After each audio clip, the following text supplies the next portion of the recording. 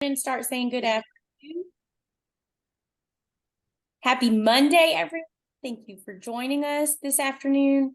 Hope you had a great weekend and are ready for diving into the research strand and support document. All right. Before we get started with our introductions, we have a little bit of housekeeping for you. That is attendance and our note catcher for today. So I'm going to put both of these documents in the chat for you. If you'll take just a moment to fill out our attendance form, let us know you were here, and then also open up the note catcher that you can use today if you choose. So I'll give you about 2 minutes to do that. Sit on our... Well, but what she put here can...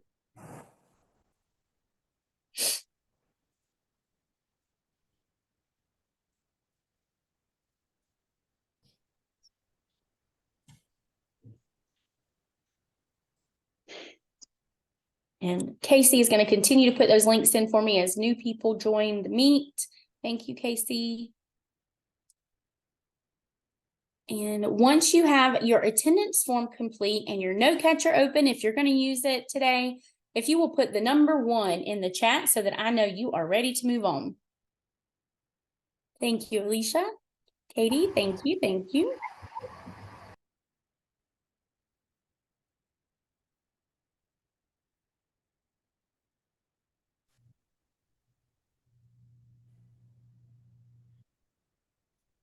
Thank you.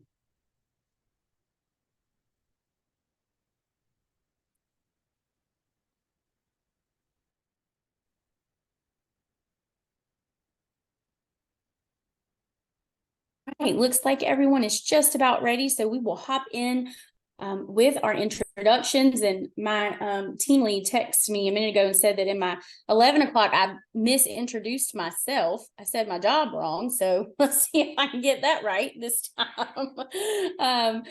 But before I introduce myself, I want to know who you are. And since it is officially November and it is not Christmas yet, it is still Thanksgiving time, I want to know what your favorite Thanksgiving dish is. So if you'll give me your name, your district, and your favorite Thanksgiving dish in the chat. Let's see who we are.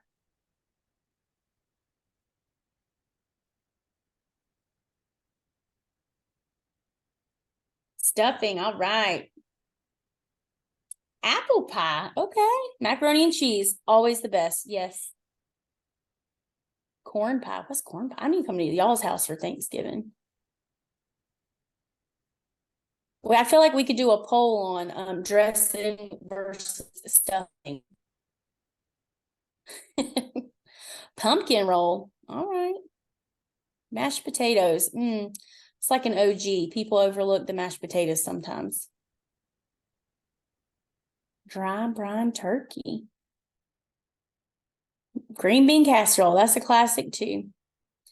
Mac and cheese, so good. I told this story in the first one, but I'll say it again, that one of the first meals I ever cooked for my husband, I made like it's called 5-pound cheese macaroni. There's 5 pounds of cheese in it. So good. I knew I was going to impress him. And he eats it and he says, well, it's not as good as my grandma's. I said, no, that's not okay. Don't say that. So now we fight over whose macaroni is best, but cranberry broccoli casserole is so good. Canned cranberry sauce. That's my daddy will go to his grave saying that is the best Thanksgiving dish. Canned cranberry sauce. All right, now that we're all sufficiently hungry, ready for Thanksgiving, I will introduce our team. My name is Brenna McCormick, and I'm the Secondary Education Associate for ELA on the standards side of the Office of Assessment and Standards. Apparently, I said the assessment side earlier, and nope, standard side. And with me today, I have Mandy Hawker, who is our elementary education associate, and Casey Prince Harvey, who is education associate for the humanities team and ELA support. So they will be assisting today, monitoring the chat for me. So we are thrilled to be here and to really just be partners with you and support you in any way that we can. Yes, Mandy is amazing. You see that, Mandy, in the chat? Mandy is amazing. We have a great team. And we love coming alongside all of you and helping you any way that we can. So informal session, ask questions as you. We look forward to our learning together today. So our purpose today is twofold. We want to, number one, review the research strand within the standards document because it's new, right? And then finally, explore the research support document and how it can be used to support teaching and learning in the classroom. I said this at the end of my session earlier, but I'll say it now. When we were planning for this session, we realized this was really going to be more informational, foundational. We want to make sure we know what's in the research strand. What do these standards say? And then also what's in the research support document and how can we use it to support teachers? But know that as we move forward, our PD and our support around the research strand and standards isn't going to end with today's web. We are going to continue to offer instructional support around the research strand. So be on the lookout for in the spring and in the summer for more, I would say, application-based support for research. So that's coming. Before we get into the meat of it, I want you to think about your purpose for today. So you chose to spend your lunch hour with us today. So what do you hope to leave with or develop in your skill set? Who are you going to share your learning with, and what impact do you hope it'll have? And if you're using your note catcher, this is box 1 on your note catcher. You may also just drop it right in the chat or unmute and tell us, what do you hope to learn today?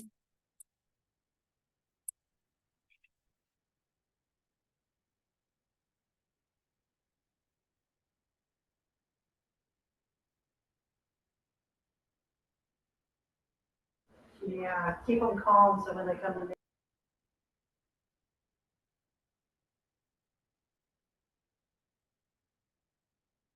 Right, effective facilitation of research projects. Thank you. How to effectively teach the research strand. What do I need to share with teachers? Yes. How do we support students? Just becoming more familiar with the standards, helping our special education teachers feel comfortable. How to support teachers. Thank you, April.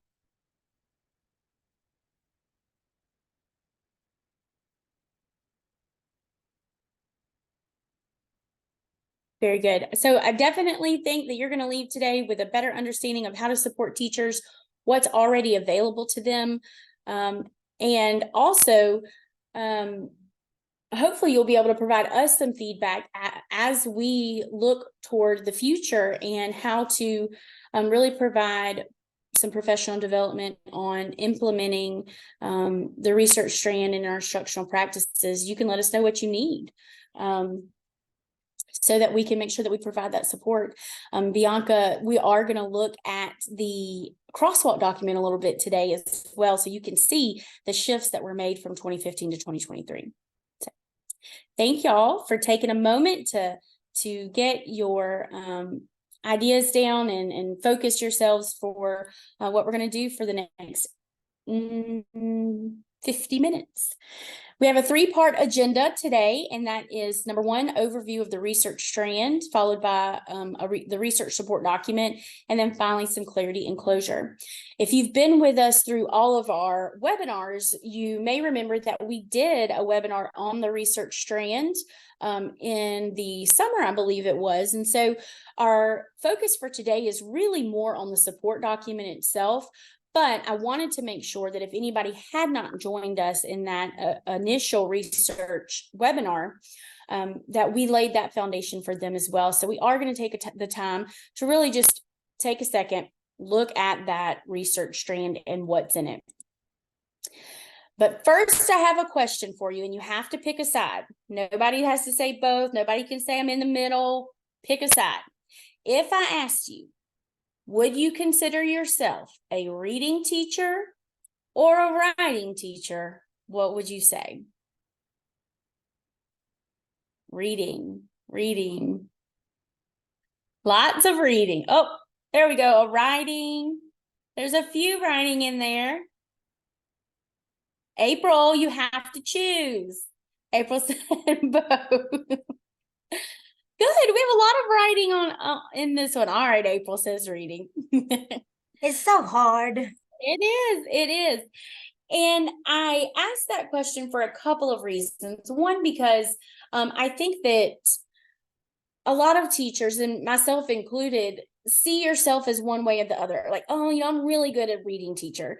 Yeah, not so good at writing teacher, or even specific genres. Like I could teach you to write a research paper, but I'm not so good at narrative writing or whatever it may be, right? We see ourselves as being good at certain things, and then that's where we tend to live, right? We over focus on what we feel good and confident in sometimes, and don't focus as much on the skills that we don't feel good about because we don't like it or we don't want it. But we want to make sure that we know as instructors, as teachers, that we can't stop where we are comfortable, right? We have to push in and make sure that students are receiving the instruction in all the areas, even if it's not an area of comfort for us. So my second question is, what about a research teacher? Would you consider yourself a research teacher?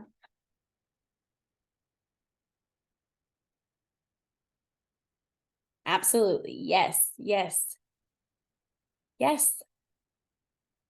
I had one brave teacher this morning who said, honestly, no, not really. And that's okay, right? Sometimes I think we feel research falls in the hands maybe of our social studies teachers or our science teachers, or at least that we should be working in tandem with those other content areas when it comes to research and the ELA classroom. But we also know that you cannot conduct research without reading and writing.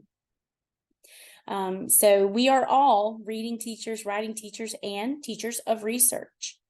So if we look at the research strand itself, and I specifically have just pulled the English 4 expectations because that's the end goal. We know that by the time students leave English 4, we want them to be able to do all of this. This is the end goal. Take a moment to look at it and find yourself in the research strand. I asked you, are you a reading teacher or a writing teacher? But now, if you could pick one of these indicators as your strength, as your area of comfort, what would it be?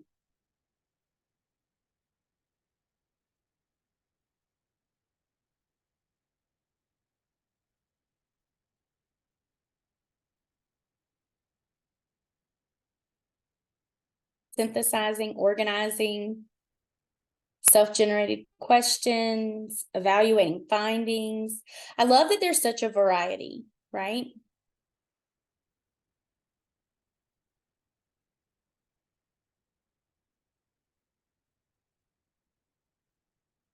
I think I've seen everything but 1.5. Oh, there you go, Alicia and Christopher. Very good. And so again, just ask you this right at the beginning of our session today to remind us that we can't stop where we're comfortable. At some point, our students have to get through this entire process, right? But on the other hand, research doesn't always have to result in this huge end product. Every time a student conducts research, we don't have to write an essay or come up with a PowerPoint or have a wax museum. We don't have to do that every single time. Our standards say short and more sustained. There's a place for both. If you think about the research that you and I do on a daily basis, it's almost always short. We have a curiosity or a question that we need to answer, what do? Go to Google, right? We Google it all the time, every day, 10 times a day. Who's that person in that show? Or why is my 4-year-old obsessed with eating toothpaste? I don't know, all the things that we want to know. We just look it up, and that's some short research. And so remembering that students do need to get through all parts of the process, even the ones that we might not feel very comfortable with, but not every time has to end in that huge final product. So in our our standards document, we have a piece that is the explanation of strands. And what I've done here is pulled the description of the research strand. And I want you to take a moment to read through it. And based just on this description, come up with a definition for research. How would you define research? And where do you think teachers' instructional priorities should be? I'll give you just a few minutes to think through that.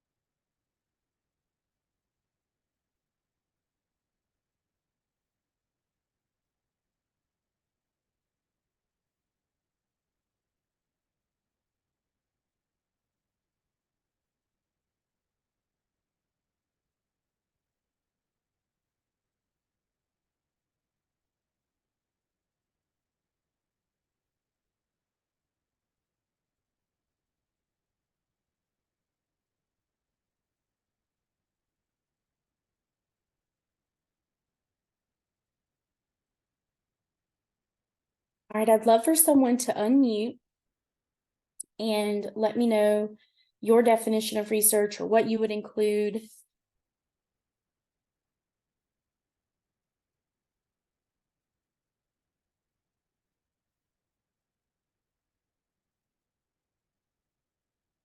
Bianca put in the chat, thinking big picture, being able to find information that's reliable, credible, and being able to interpret those findings to weed out the bias. It's definitely a necessary skill. What else? Where are our priorities? How would you define I would research? say that it would be the ability to take all that information and then create a new representation of something else as well. Absolutely, that synthesis, which is highly cognitively complex. Absolutely. Research is an ongoing process, actively engaging with an idea. Love that. Generating and answering questions about a topic, answering questions, communication. Yes, reliable sources. So I'm seeing a lot of these same themes come through of what really are priorities for students and teachers. How to create questions, how to reflect. I love that you pointed that part out because that's super important in that end of that research process, reflecting what worked, what didn't, making connections, those transferable skills. So if we look then at one more excerpt from the explanation of strands document, take a moment to read this and tell me how it connects to the research strand and our definition of research.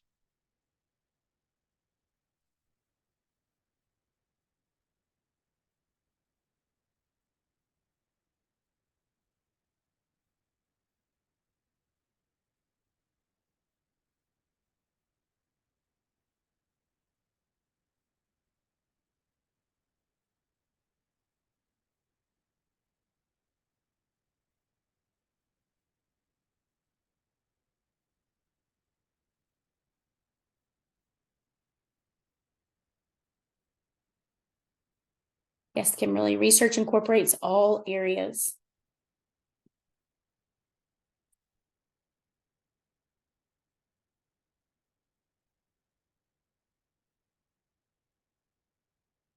Not in isolation. Students should always be reading, always be writing, always be researching. I love that. We're applying our reading, writing, listening, and speaking skills when we're conducting research. Everything works together. Research is always being taught. I think often, historically, you have your research unit. Hey, we're going to do our research project. Maybe it's often the last one of the year, right? Right at the end of the year, everybody pick a topic, we're going to do a project. And really, that is a skill that students should be working on all year through all aspects of the English language arts classroom. Yes. So to further that thinking, we want to look at a couple of documents and really find the overlap. So in a moment, I'm going to give you a document that looks like this and includes several things. At the top, you have the research strand, again, with your English 4 expectation, because that is the end of your academic career expectation. I've pulled the glossary definition of research, the overarching expectations from the standards document, and the profile of the South Carolina graduate. So it's 4 documents in one. And I want you to think about the overlap, the cross-content connections, why it matters that there are overlaps, and how this might impact a teacher's instructional practices. So just look at those 4 excerpts. I put the link in the chat. And when you have an aha or you have a connection, unmute and let us know or put it in the chat.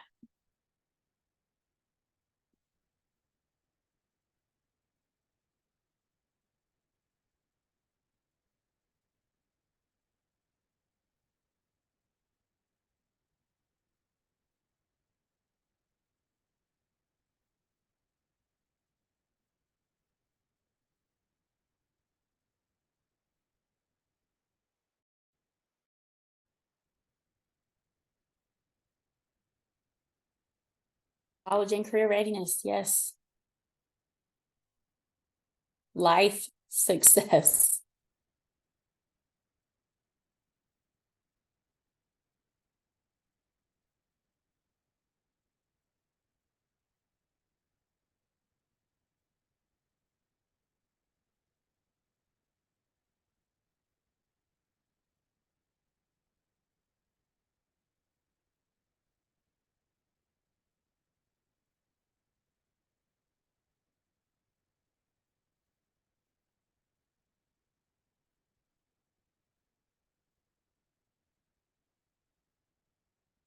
And I think that, yes, collaboration, thinking critically, communicating, engaging with others.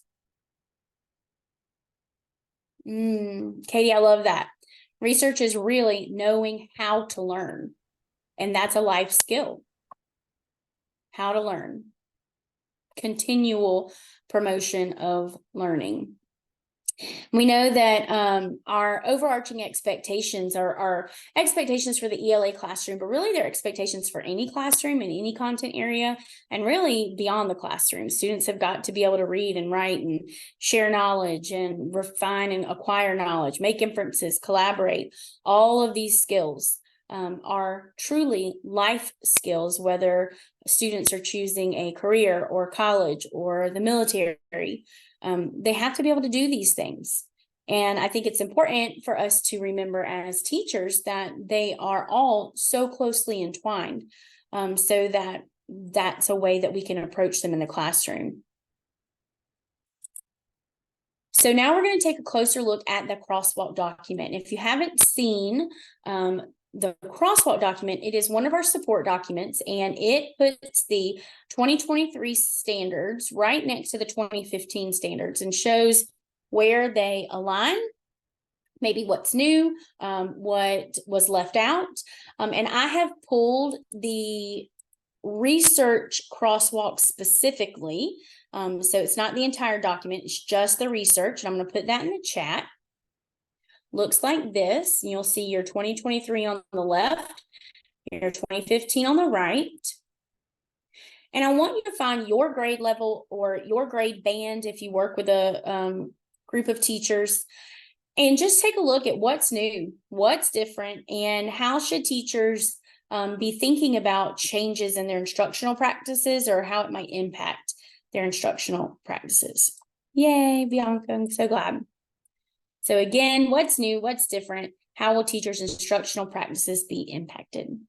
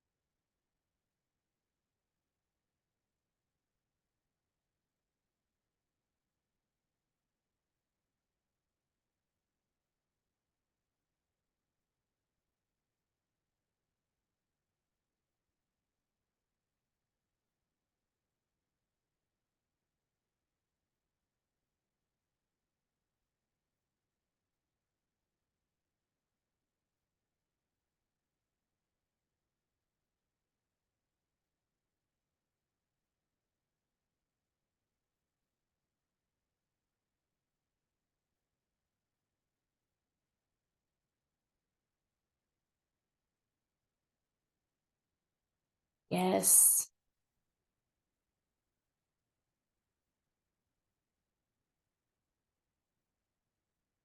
There's been some refinement to really prioritize the application of skills.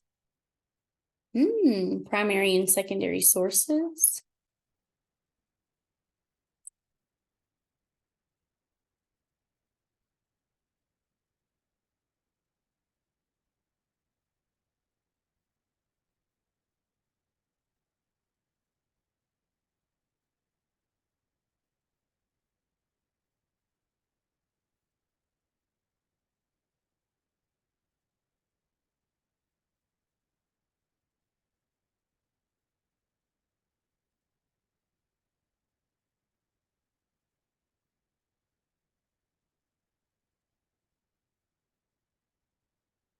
How might this document or the shifts that you're noticing in this document impact teachers' practices?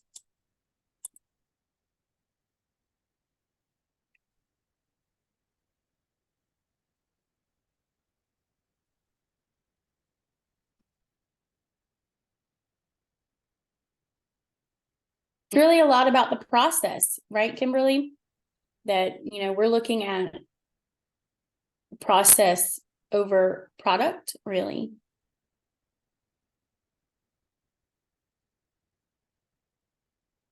Or simplified. So maybe there'll be a deeper understanding for teachers on the expectations. Teachers feel more confident to plan intentionally. So the crosswalk document is definitely a tool that if you have not taken the time to look at, that I highly encourage you to take a look at. If you support teachers, make sure they know that it exists.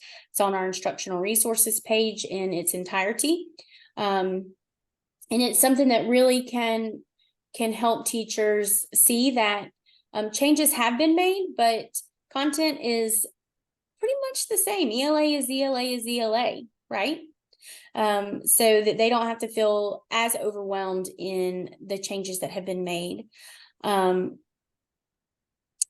there research standards in science and social studies standards? I bet Casey Prince Harvey could answer that question for us in the chat.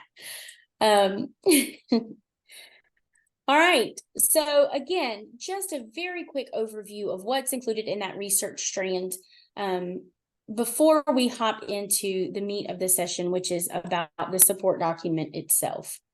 So in the research support document, there are 4 overarching sections. We have types of questions, evaluating sources, citing sources, and refining the scope of inquiry. Ooh, excuse me. And we are going to take a closer look at evaluating sources, citing sources, and refining the scope of inquiry.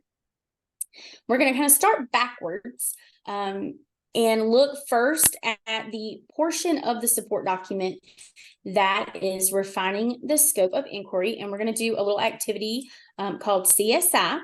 I am going to give you just the portion of the support document that is the scope of inquiry portion. And I want you to describe the content of the section of the support document. So what is actually in this piece of the support document? I want you to tell me how the section of the document supports the research standard or indicators. And then tell me, how will this section of the support document impact instructional practices? So how might teachers use this in their planning and instruction? So I've given you just that portion of the support document in the chat. Take a minute to have a look, and when you're ready, you can unmute or put in the chat, what are you noticing? What is in this portion of the document?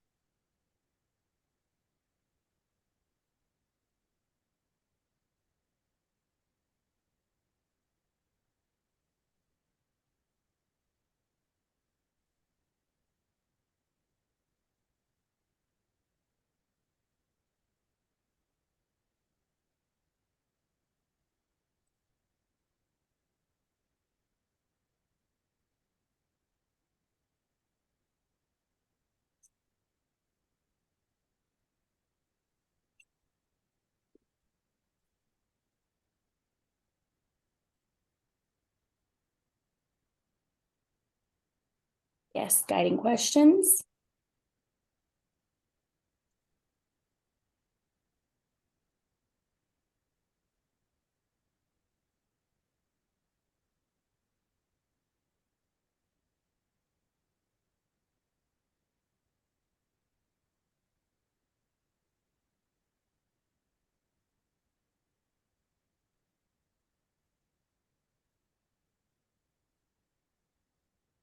And you get kind of walked through that process. Examples. Gives you some grade level expectations.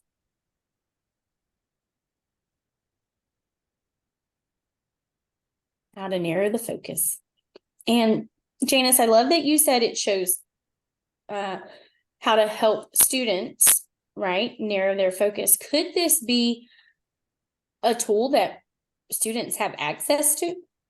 Is there any rule that says teachers only for the support documents? Nope.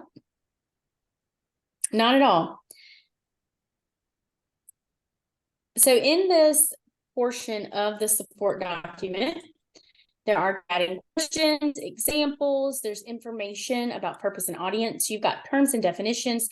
Some of these terms are pulled from our glossary. We just wanted to make sure they were easily accessible for you right here in this document. We've got possible grade level expectations. Again, this isn't an exhaustive list of expectations, but we wanted to be able to provide this is what it could look like in this grade band. So my next question for you is, which of the research indicators does this align to?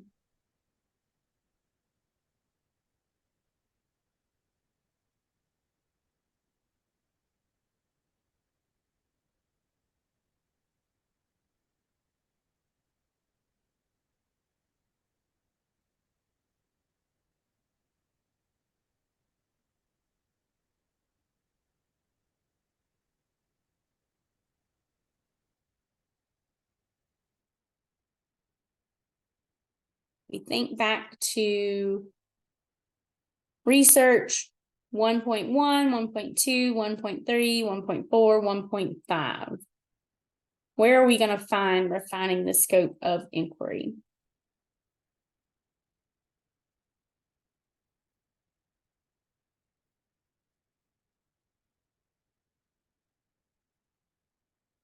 Yes, see up here, 1.1. Yes.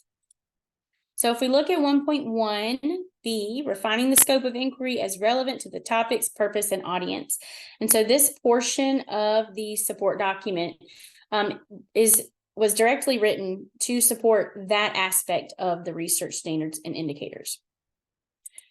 So I'm going to show you another document that is a vertical articulation of 1.1. So I said earlier, the crosswalk's a great tool. Your second great tool for today is the vertical articulation document. And if you haven't seen it, it lists the indicators from English 4 down to kindergarten so that you can really see the progression of skills. And you can see, hey, as a 6th grade teacher, I'm responsible for this. 5th grade teachers did this. This is what they're coming to me with. And my 7th grade teachers will do this. So I need to make sure they're prepared when they go forward. So I encourage you to spend time in both the crosswalk and the vertical articulation document, which is Appendix B of the standards document, or you can find it as a support document on the instructional resources page with the indicator insights. But right now I'm giving you just 1.1 in the chat. And I want you to look at your grade level or maybe your grade band if you support multiple grades, and think about what teachers and students would need to meet the expectations of your grade level. Are you noticing any opportunities for cross-disciplinary connections? And how does your grade band support the next grade band or grade level, or either college and career readiness?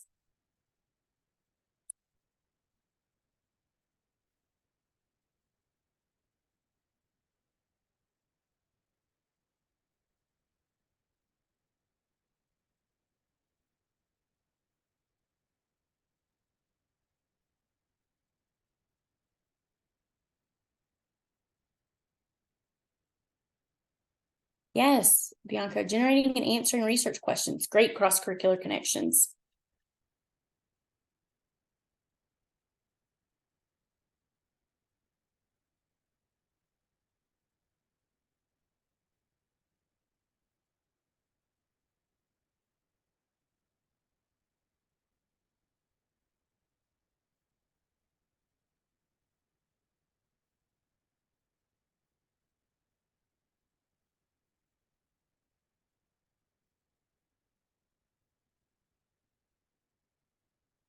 Mia, great. K-5 band supports the work of the updated science standards. Friday resources is a place that your team might need help. Teachers get stuck with just articles. Love that feedback, Bianca. Thank you. That's something we can write down when we're putting together the future support for instruction. What else are you noticed about this vertical articulation and how our skills are progressing?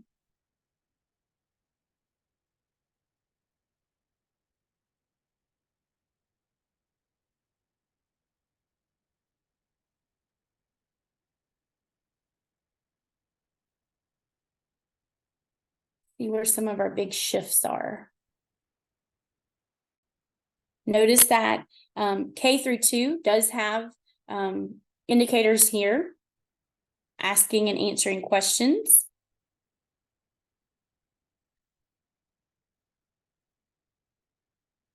Then we're moving in 4th grade to conducting that short research. And then 6th grade, we move to more sustained. All right, so a shift in purpose versus audience. And that cognitive complexity increases. And I hope you'll notice that how integral each specific grade level is. Every grade level plays a role in the complete process, so that when students get to English 4, they are able to conduct that entire research process. The next piece of the support document that we're going to look at is evaluating sources. So evaluating sources. We're going to do our CSI again. I'm going to give you just the portion of the support document that is evaluating sources, and I want you to take a look at the content. Think about how the document supports the research indicators, and then how this could impact instructional practices.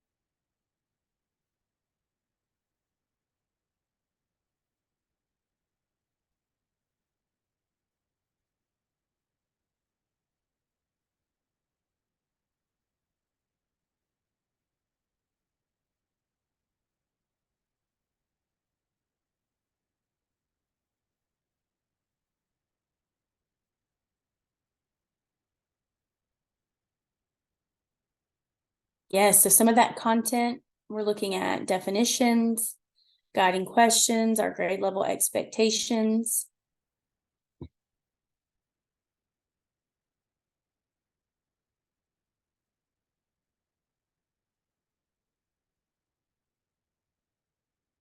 Someone in the earlier session had pointed out that the indicators themselves, she felt like didn't address maybe evaluating sources for bias and objectivity, but you'll notice that in this support document, there are many ways to evaluate sources.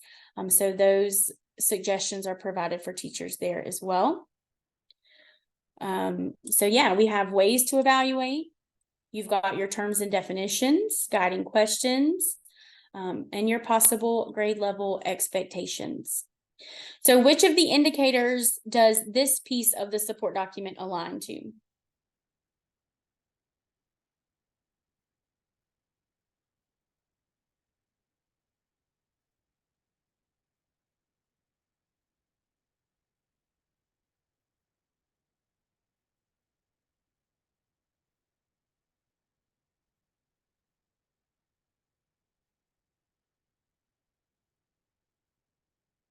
Yes, Christopher. Yeah, 1.2. Evaluating the credibility and relevance of sources. So I would love for someone to unmute and tell me how this section of the support document might impact teachers' instructional planning or instructional practices. How could this document be used?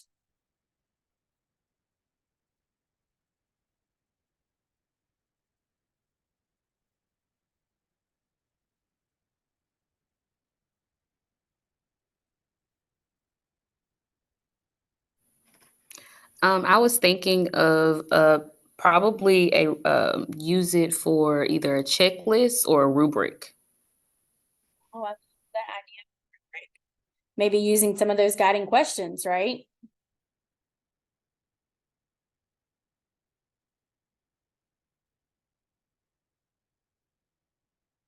Breakout room discussions. Excellent idea.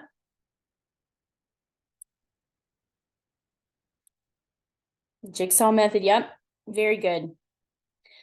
And so again, let's take a look then at our specific grade level expectations. Yes, give it to students, keep it in a notebook, co-create an anchor chart. All of those things are excellent ideas. Again, these resources are not just for teachers. Students can definitely benefit from them. So if we look at the vertical articulation of 1.2, and I'm going to put that in the chat for you. Again, notice your specific grade level or grade band. What connections do you see? How does your grade level support those to come?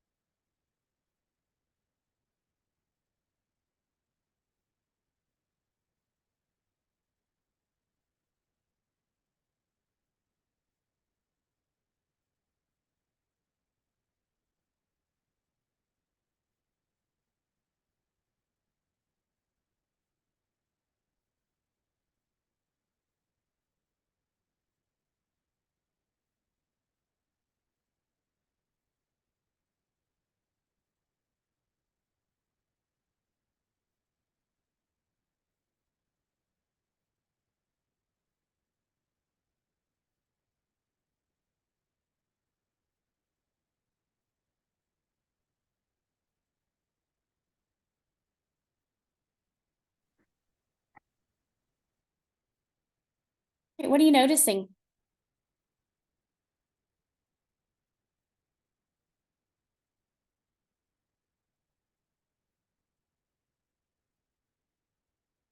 So in grade bands, there are some skills that are repeated.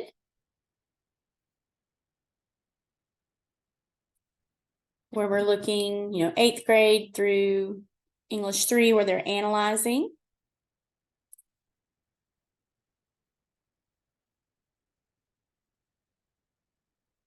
Skills are similar. Where are the shifts, the major shifts happening? All right, good, Nia, that in fourth grade, that discussing credibility doesn't start until then.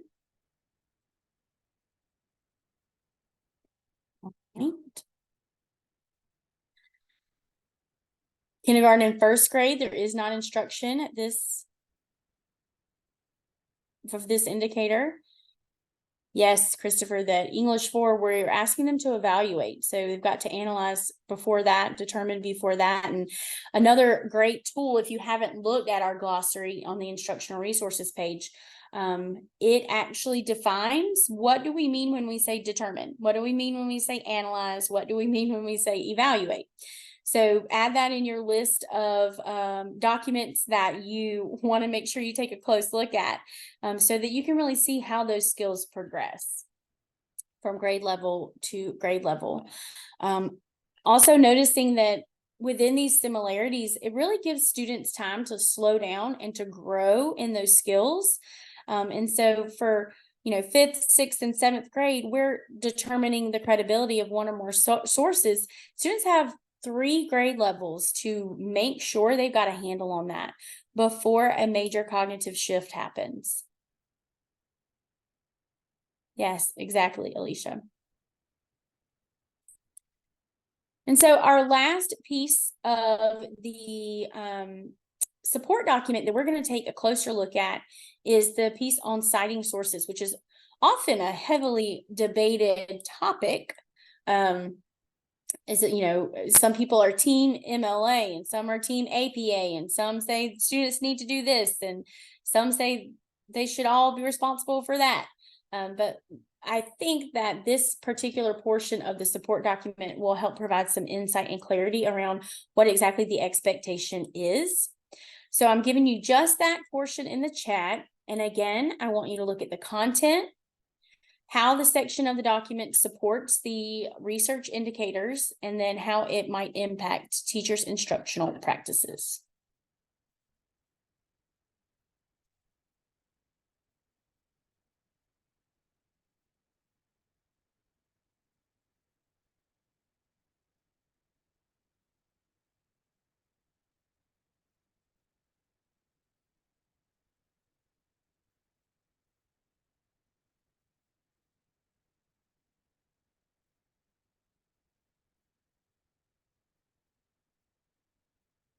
Explains the why.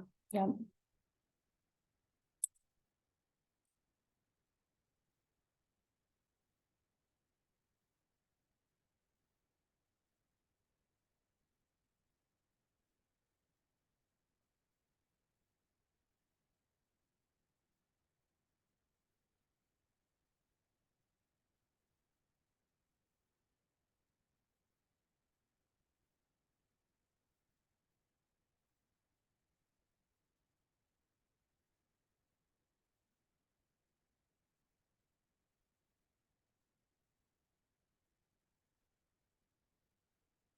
Yep.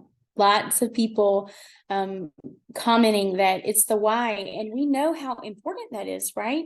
We want to know the why behind the things we're being asked to do. Students want to know the why as well. Katie says that, the must-dos are helpful for teachers and students. Focuses on a variety of styles, not just MLA. Yes. We provide that background information, terms and definitions, guiding questions, and possible grade level expectations. And I love that you're pointing out that the focus is on a variety of styles, that students should be able to follow a standard academic style guide. It doesn't say which one, it just says you got to be able to follow a standard guide. Because in the real world, in college or in career, if you're a career researcher, the style guide that you use depends on the content of your work.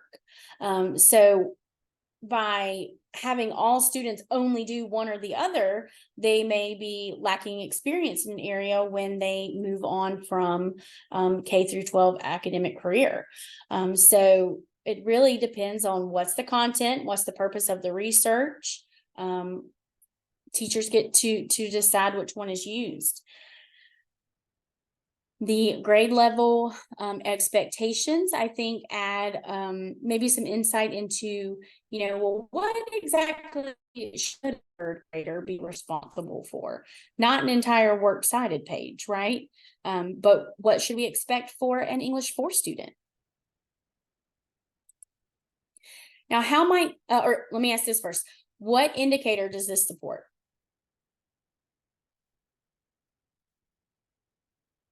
.5, yes.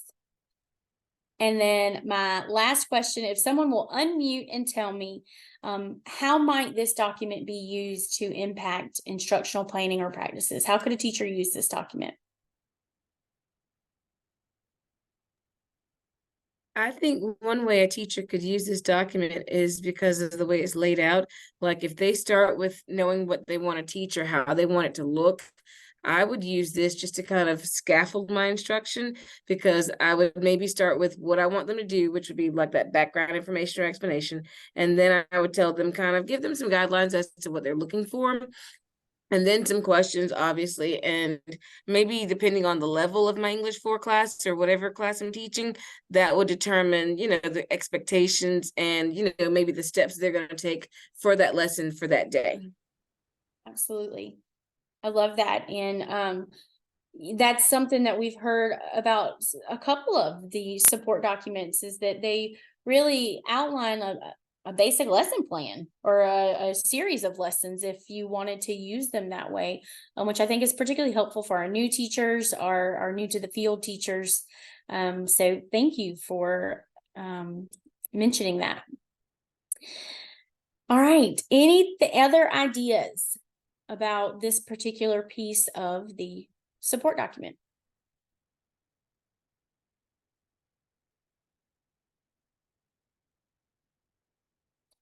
All right, as we're wrapping up with these last 8 minutes, again, I do want to thank you for being here today, and know that while today was foundational, making sure that we all have that same basic understanding of what's included in the research document and the support document, that we invite your feedback and any suggestions you have as we move toward developing PD that will help you really in your instructional practice and the application of the information that you now have.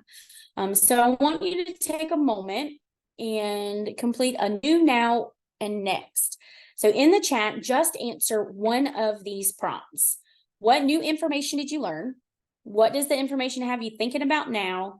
And what are your next steps? How will you apply your learning? So just choose one, if you will, and put that in the chat for us.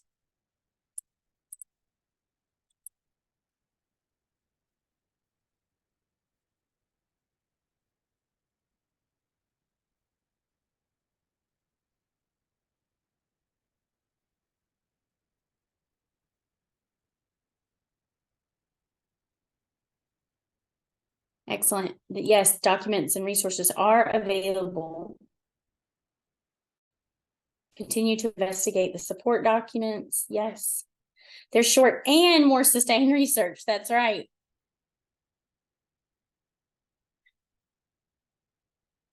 Excellent. Thank you.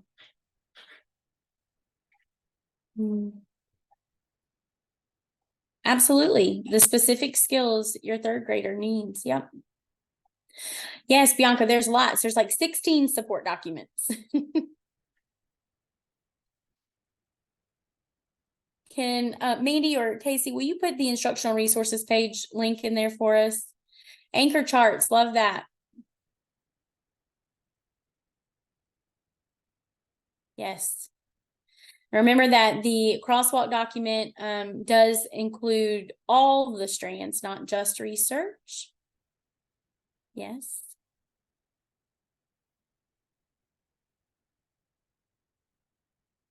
Love that. Looping in science and social studies departments. That is so wise. That is so wise. And when we were developing the glossary, we actually reached out to our social studies partners to make sure that some of that language we were using was the same that they would be using.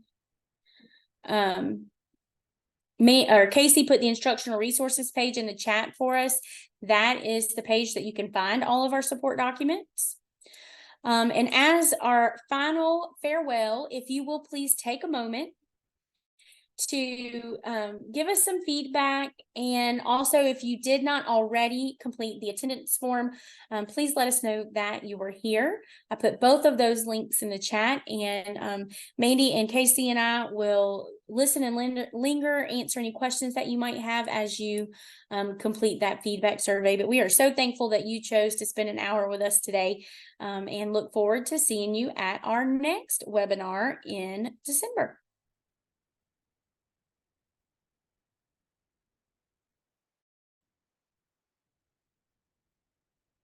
You're welcome.